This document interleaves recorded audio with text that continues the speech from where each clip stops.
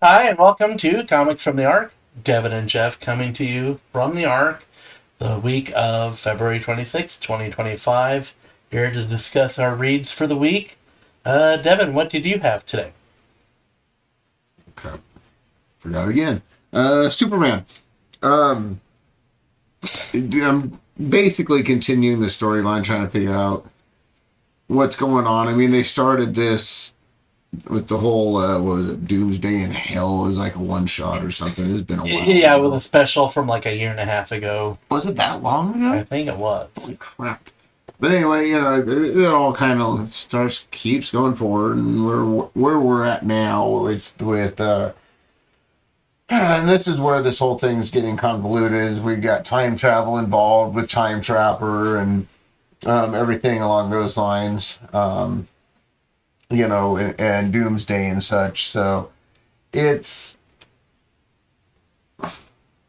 very choppy going frame to frame, and it's hard to follow. Are they like bouncing back and forth, and that's why you're having a hard time? Well, it's not just bouncing back and forth. It's they're picking odd configurations for the page design, and same thing with the text is hard to follow the text that's being spoken versus what's going on in it, with the exception of a few places like where Jimmy Olsen yet again gets in the damn way with his frickin' camera and gets hurt.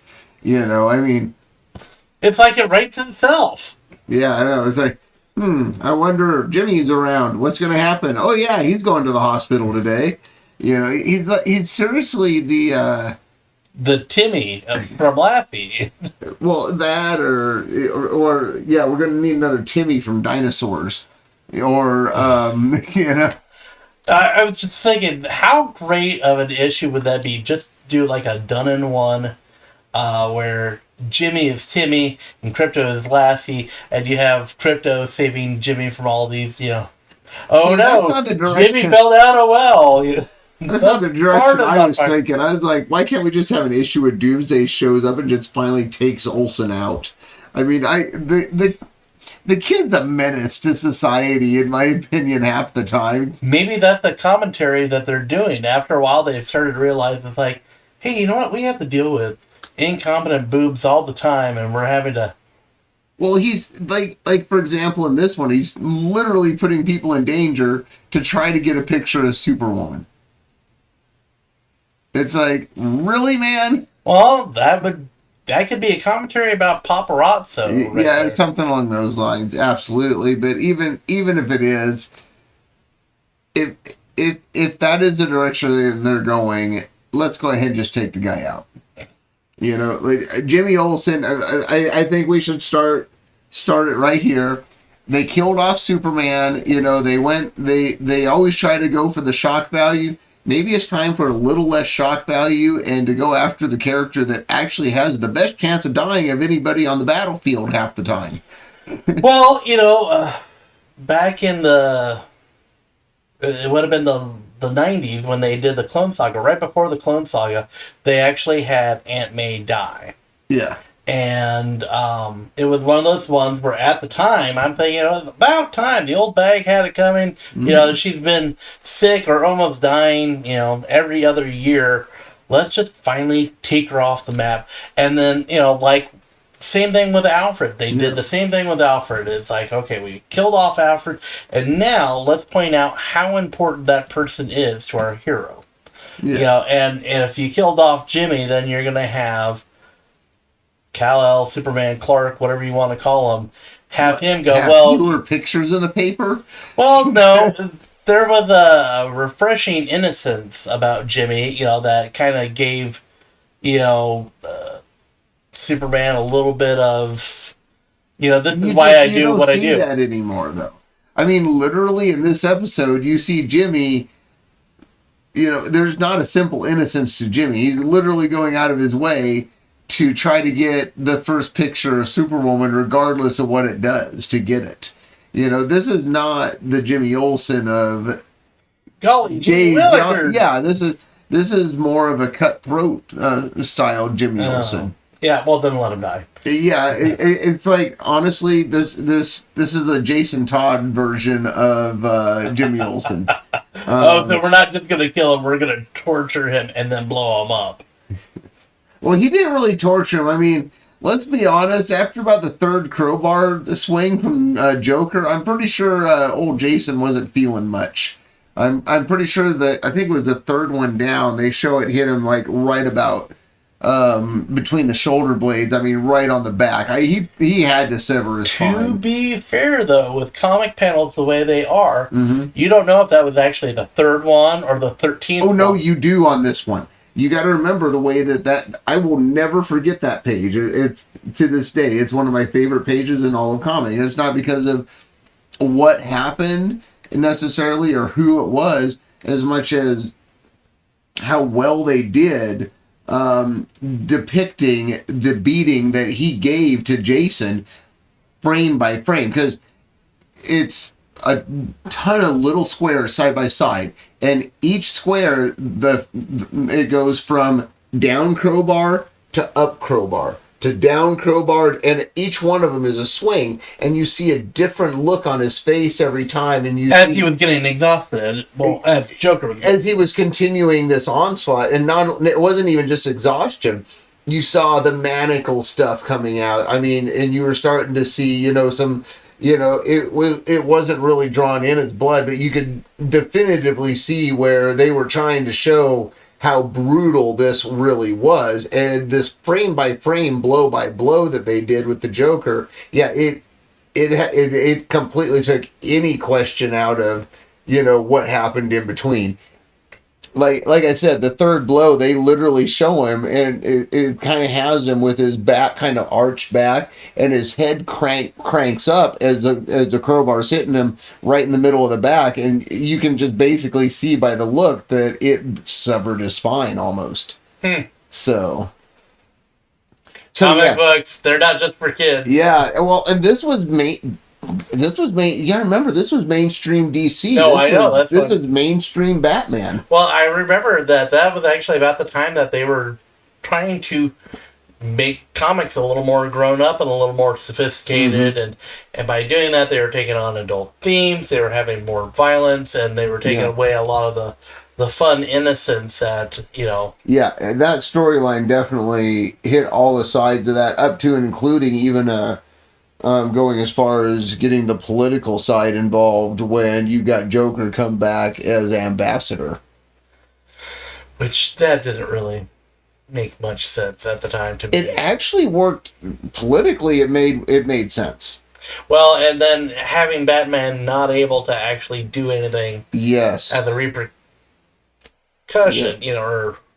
but it was one of those things where it's like, Iran now in the middle of all this, all right, whatever, well, yeah, remember they were overseas when all of it happened with Todd. Yes, but I don't think it was in Iran. No, but it was Middle East. Right. So I mean, what do you got to work with over there? You got ally. Oh, hey, somebody that's not an ally. Not to him specifically, the Joker, right, but to the general idealism of America, which the Joker stands up against. Fair enough. So, discussing time travel, we'll get back to Superman. Yeah. But yeah, going back to that, like I said, they're plugging through, they're getting ready for the storyline. Obviously, this summer they're going to be pushing through with the Time Trapper story. And with this new Doomsday push, where they've been kind of keeping Doomsday suspended near death, to keep him from dying and regaining something else again. And basically throughout this issue, you're starting to learn how he ends up becoming as powerful as he does at the end of all, because of actions that are starting to come into play and starting to be done at this point. Okay. So, I mean, it's got some interesting possibilities, but yet again, you're dealing with time travel. You're dealing with the convoluted issue of having basically Doomsday and Time Trapper existing in, and working not together, but at the same moment in time in the same area. And so you've got all that to kind of to process, and then with the disjointed art in general, and it's not that it's drawn disjointed itself, like each picture looks good, but they don't do it in a linear way that makes it that gives you any assistance in getting through the story. Gotcha. Well, I know that I have read stories where, like, they did a recap of the following issue and it said previously in, this happened, and I've read those synopses and then gone, I'm glad I'm reading it now because I wouldn't have gotten that from previous issues. Yeah. And maybe it'll take something like that to just kind of condense it down. It's like, here's what you were supposed to get from it. Yeah. Well, I think the bottom line that we're supposed to get from it, honestly, is Time Trapper is basically just kind of saying, you know what, I'm doing this on my own. He has absolutely no love for Superwoman. Jimmy Olsen is in a coma, and Superman's all upset. That seems to be where you're supposed to be at the end of this book. Which is fair to say. So... Spoiler alert. Well, it's not even a spoiler necessarily. I mean, Jimmy always gets hurt. Right. Superman's always mad. And my understanding is Superwoman's always trying to hide. So it's kind of following the base MO. Gotcha. Well, then... What do you got for us? What I have is Justice League Unlimited. And I haven't talked about it, so I'm going to give just kind of a very brief catch-up since this is issue 4. Justice League Unlimited was actually a cartoon back in the early 2000s where they took the premise of the Justice League and they said, okay, we're going to have everyone be accessible or a potential member, and they did kind of a strike force team or task force type thing where they said, okay, here is the mission parameters, take into consideration who you're fighting, where you're fighting, all of this stuff, who would be the best for this team, and the team is custom made for each mission, and I love that concept, but I can understand where it'd be really hard to do that on a monthly basis. But we have Mark Waid writing this, and honestly, he is one of the best of the industry. He's very knowledgeable, and he has done a really good job of even characters that are similar in MO or approach. He finds a way of showing how they are alike and how they're different. Like, I like this character, but I don't like this aspect. Well, then here's another character that fits that, and it's custom built. And the way they interact is beautiful. There's an interaction between Martian Manhunter and Batman typically is always the very grim, I'm the night, I'm vengeance, blah, blah, blah. And he lays it out for Jean, and he, explains that you are our friend, we love you, we need you, you think that you're in this predicament alone, and you're not. We are here because we are your friends and love you. And it was one of those moments where, Batman isn't one of those overly gushy type characters, but it made sense for him to be the character to tell Jean this in the book. Yeah. They have done really good things as far as, you have this crisis going on, and, it's never just a simple, we're going to throw this at this problem and see if that solves it. It's always, you take care of this aspect, and we'll have an option 2 team working on an alternative, blah, blah, blah. And they had one of the members of the Challengers of the Fantastic and the Ted Cord Blue Beetle running through options and trying different things. They've brought in different supernatural characters, and yes, they brought in Constantine and Zatanna, but then they also brought in Dr. Occult and some woman I've never even heard of, and they're bringing in characters that but they're also bringing in characters that you don't know, and that way it's kind of giving it layers, and it's showing that really they're building this to be, one of those.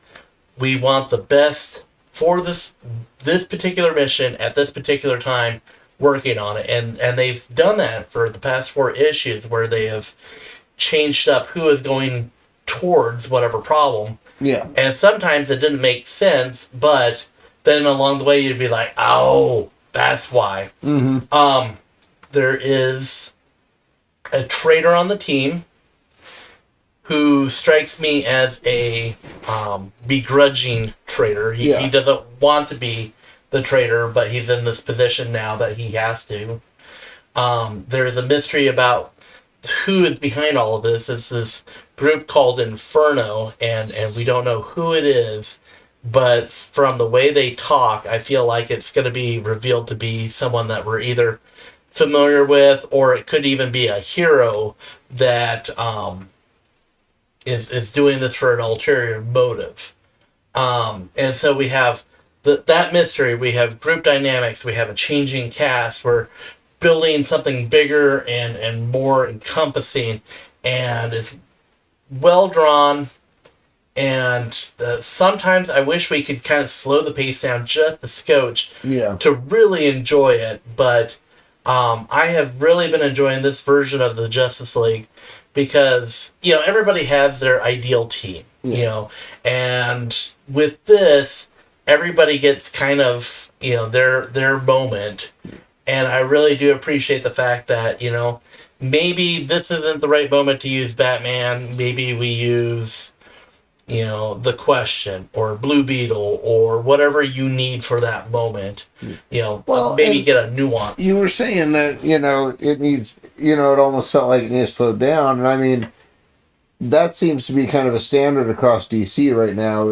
I kind of almost said the same thing with Superman, because, like I said, it's disjointed and just they're screaming through this thing to try to get to this little picture at the end. Right.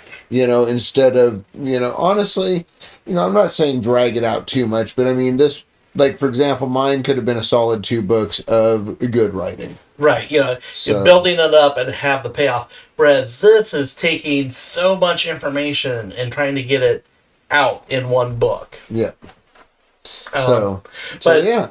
I've been really enjoying this. I begrudgingly got back into DC after having been successfully out of it for like 12 years. And then Kelly Thompson started writing for DC, and so then, all right, I'll pick up her stuff. And then, well, if I'm here, I might as well grab that. And now... some of it's okay, some of it's not. They're kind of hit and miss, it seems, lately. I will say that since Justice League is going to be one of your tentpole titles, that since it has every character, is a great way to bring new readers in, and so they have tied into a couple different miniseries that are going on. There is Question, all about the Watchtower.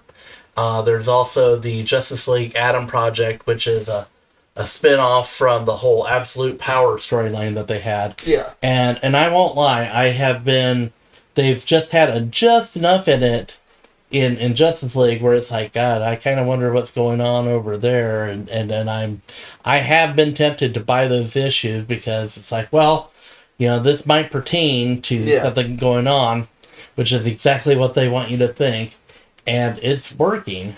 But at the end of the day, I think DC's still trying to find their footing after, really losing their way for quite a while. Yeah, with look at New 52 and the Rebirth, and then they're throwing everything at the wall again. They're basically going image route with this at this point, because I mean, you've got everything from your main lines like World's Finest Detective, Superman, Justice League, etc.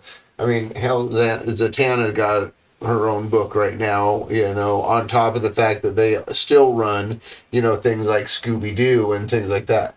And then there's about 12 different Batman titles. You got Batman and Robin, and Howard, thank you. Batman Off-World, Batman Brave and the Bold, which has actually been Full canceled. Moon. The Batman Full Moon. I mean, it just, the amount of Batman titles alone is showing me what absolute Batman. Well, but at the same rate, if you look at Marvel and have had the next hit it, then they're gonna sell it. Yeah. Which incidentally, Marvel has announced that they're going to be canceling X Factor, X Force, and NYX. And in the process, they have said that they are going to give books 10 issues to run.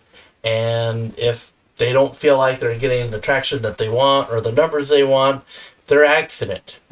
So basically, all they're doing is they're describing to us what they've been doing for the last 10 years, or they keep canceling books all the time and restarting it at one. No, there have been some that have pushed along like a bad Saturday Night Live routine, and it's like, just wrap it up. So, we'll cancel those, and I'm sure they'll replace it with something else. But we still have Phoenix and Storm and Psylocke and a couple other single titles that I wouldn't imagine will get very far. But that's the industry. Yep. So, but I do recommend Justice League.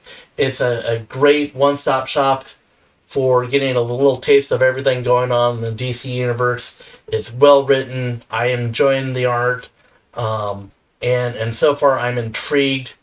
But be careful, it would be really easy to start branching off into a lot of directions as far as tie-ins, miniseries. But the thing is, really, with DC, you're not going to get that much of a branch because they're so thin right now. So, this is true. But anyway, on that note, read what you're enjoying and let us know. And we'll come back next week and let you know what else we're reading. Thank you and have a good night.